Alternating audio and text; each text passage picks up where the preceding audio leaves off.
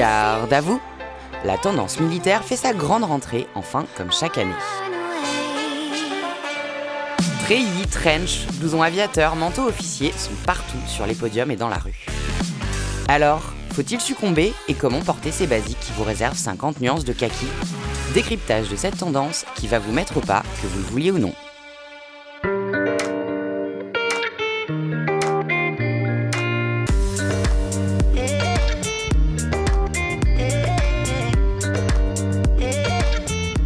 La tendance militaire, ça réunit beaucoup de choses. On va du GI en passant par le marin, toutes les pièces marines, le caban, le t-shirt treillé, le t-shirt vintage.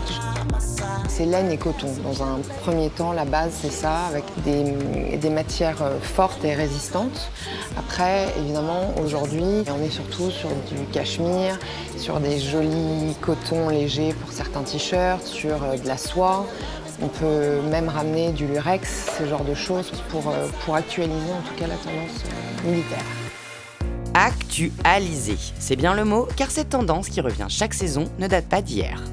Ça s'est vraiment installé dans les années 70, pendant la guerre du Vietnam. Les opposants à la guerre avaient repris le vestiaire militaire pour pouvoir y poser des petits patchs, des fleurs, des cœurs. Et comme bien souvent en mode, les créateurs se sont inspirés de ce phénomène de société. Grâce à eux, des pièces jusqu'ici très confort et pratiques ont pris du galon. Qui est-ce qui a apporté la notion de couture à cette tendance? Coco Chanel, avec la marinière. Elle a twisté avec le pantalon à pont aussi, avec la perle, ce genre de choses. Burberry, c'est avec le trench, évidemment. Peut-être plus récemment, Gautier. Plus récemment Gautier évidemment, mais encore plus récemment, à peu près tout le monde. On l'a beaucoup vu chez Gucci, magnifique, vraiment magnifique. On l'a vu chez Cavalli, vraiment magnifique aussi. On l'a vu chez Givenchy d'une autre manière, mais ça qui est intéressant. On pourra en citer une trentaine, mais voilà, chacun a eu une façon assez hallucinante de traiter le sujet, comme quoi c'est sans fin.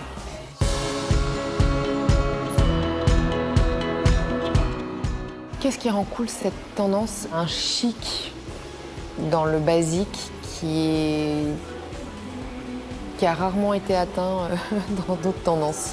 Mais le confort avant tout, le fait de pouvoir être bien dans les pièces, ça apporte forcément une façon de se mouvoir ou une façon d'être bien dans ses fringues qui apporte quelque chose de vraiment cool. Et pour être vraiment cool avec cette tendance, comment fait-on? Genre, avec quoi on la twist? Le lurex ou la paillette, ça marche très bien avec le bleu marine ou avec le rouge ou avec ça marche très bien. Le léopard, très joli. Bon, c'est un peu osé, mais c'est très joli.